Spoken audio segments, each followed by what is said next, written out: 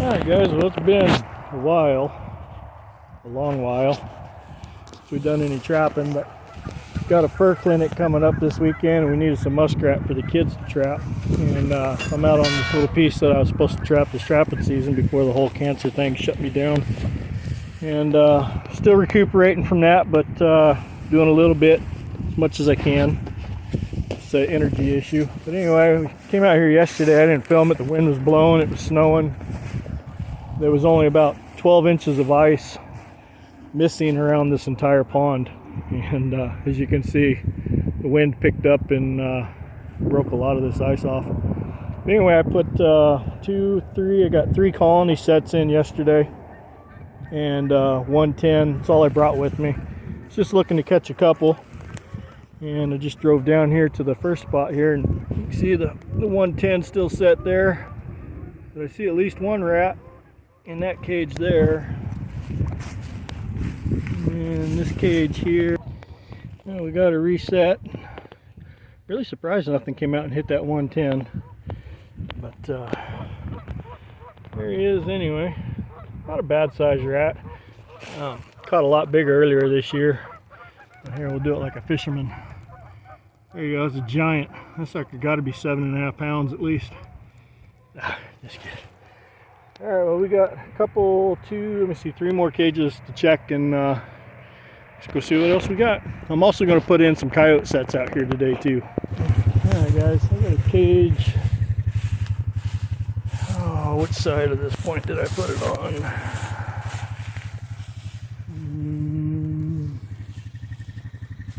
Oh, there it is.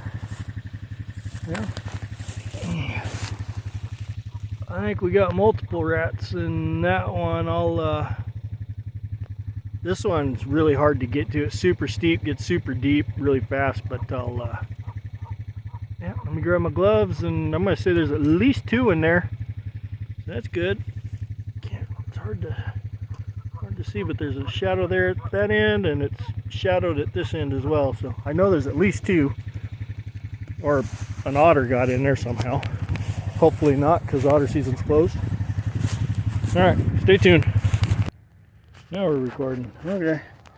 Here I got down here, you can see a little bit better there. There's definitely one there. There's definitely one there. I'm going to try to do this one-handed without dropping this stupid phone in the water here.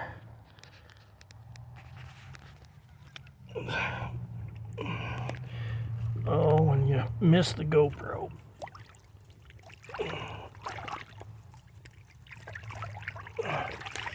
And these cages ain't moving because this is some nasty clay. Alright. Okay. Let's see what we got going on here. I'll wash them off a little bit. Oh yeah, I got 2. Very good. Alright. Well, they don't roll back down to me. Anyway, there's 2 more. And I messed up back at that first stop. I forgot there was 2 colonies in there, and I could see the rat in the one, but the other one's deeper. I couldn't really see it that well, so we'll check that out on the way out of here. But there's 2 colonies, 3 rats. It's not bad for what I could set, what was available. I mean, this so that's all iced up still. That's what it all looked like yesterday.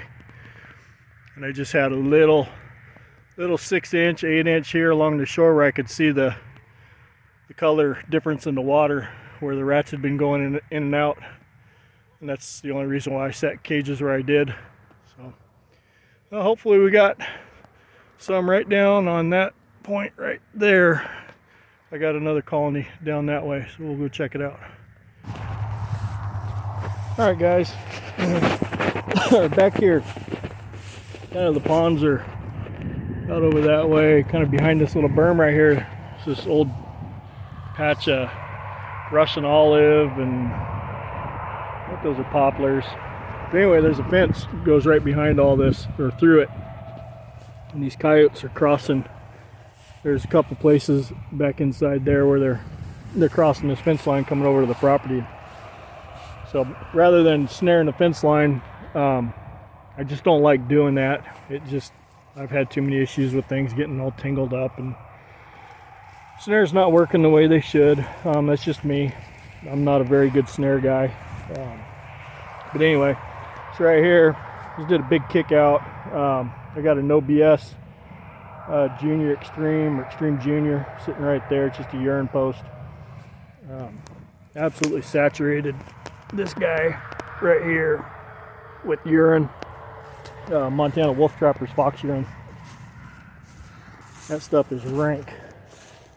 And then right here, I just kind of did your standard run-of-the-mill dirt hole. Inside there, I got Montana Wolf Trappers Los Ratones. I got some David Billingsley's. Let's see what I put in there. High Plains Mesa, and then I squirted a little urine around it too. Anyway, I got one more No BS with me, so I'm going to try to find a spot to set it. So guys, I didn't find a place to set that third No BS, but I want to just make sure my colony sets were set pretty good. And I just got done setting right over there in those trees. I'm cruising along the edge. I got a couple more 110s with me, so I was cruising the edge to see if there's any more disturbance. Come to this colony, and there's another rat in there. That just goes to show you how easy these rats are to catch. When they're moving, you know, you just got to have a trap in their way. That's all there is to it. So I'll pull this one out and show it to you guys, and then we'll go on the way out. We'll look at the rest of them, and if we got something, I'll show you. If not, tomorrow's check. Hopefully we got 2 coyotes hung up. We'll see. Stand by. Alright, I'm going to try this one-handed again without falling in. All these ponds, they got a little tiny lip on the edge. I mean, like right here, I'm barely ankle deep, but out there at the end of that trap, you know, right in that area right there, you're probably about 4.5, 5 feet deep. So go above my hip waders in a hurry. Let's get a foot down in here where I'm not gonna take off. That feels pretty good. All right, let's try this again here. Anytime I'm muskrat trapping, I always, you know, as I'm setting, I always check my sets. Always check my sets on the way out.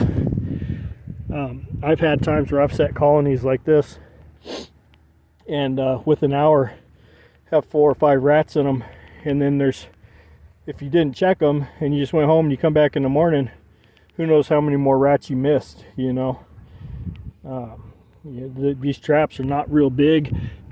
I made them a little bit bigger than normal just because of the runs that I had. Oh great, he's got the last defiant death grip. But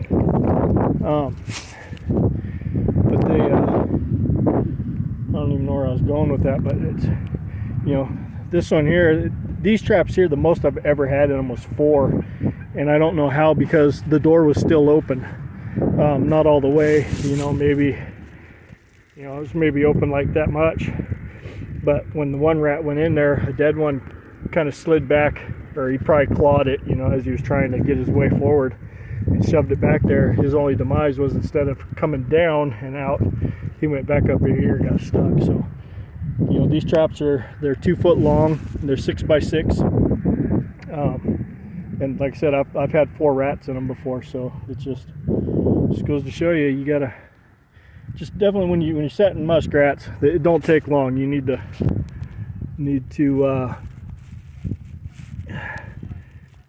check them. Good Lord, these suckers, they go. There we go.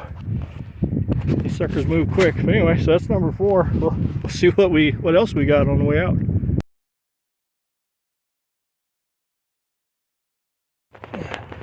All right, guys, got a couple hours in between meetings at work, so we come out here and check this trap line. I figured I'd come back here and check on the coyotes first. Coyote sets. I don't hear nothing happening.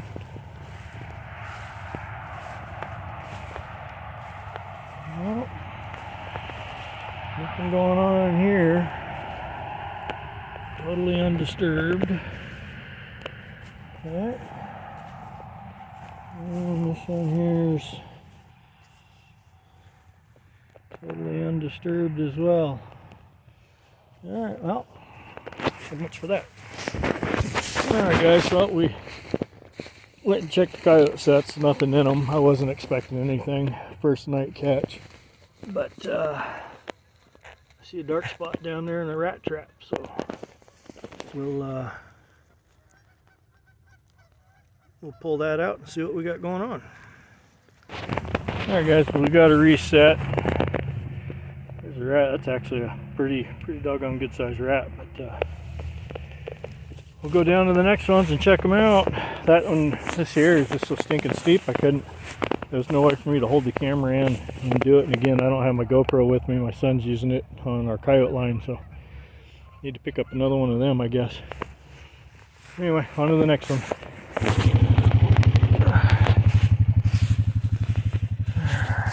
see where, I don't even remember where the hell this one's at. Got a little colder. Oh, yeah, I do. Got a little colder last night, and the ice kind of formed back up. Nope, nothing there. Big problem I'm having setting these colonies is the water's so deep on the ledge so fast that the only way I can really catch these rats is coming out of the den. I got one that's down here that I can catch them both ways because it's shallow enough and it's in the channel. But the rest of them, the pond side of the trap is just kind of floating in midair, so kind of tough. Oh, I see air bubbles over here. That's promising, maybe. Where is this sucker?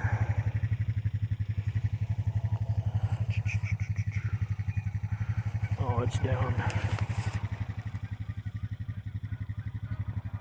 Man, I don't know. I can't tell. I'm gonna have to pull that one. You can see all the little streams. Matter of fact, we had one come through here real recent. That light color there, it's them kicking that silt up. Oh. This is an area I really wanted to trap hard for muskrat earlier. The property here, there's down here on the ponds, there's a series of, I think it's 5 or 6 ponds, but they got little land bridges in between them, and the muskrats are just burrowing, doing what muskrats do. You know, they burrow a bunch of holes through it, and eventually it collapses. But I can even see a trail where they're just cruising along the edge here. I really should just dump some baited sets in here, some baited 110s. I think I'll do that on the way home tonight. I'll grab some 110s and stakes. Look at all these, see all the air bubbles here? They're coming up in here and messing around. I could put some baited 110s in there under the ice and probably hammer them. So that's our next plan. All right, let's go check some more. All right, guys. Well, nothing in that one. Nothing in that one, and then that 110 still set. So, they're definitely cruising through here, but like I said, most of these bank dens, the only way I'm going to catch them is if they're coming out. So if there's not another entrance to that same den, you know, I'm not going to catch them coming in.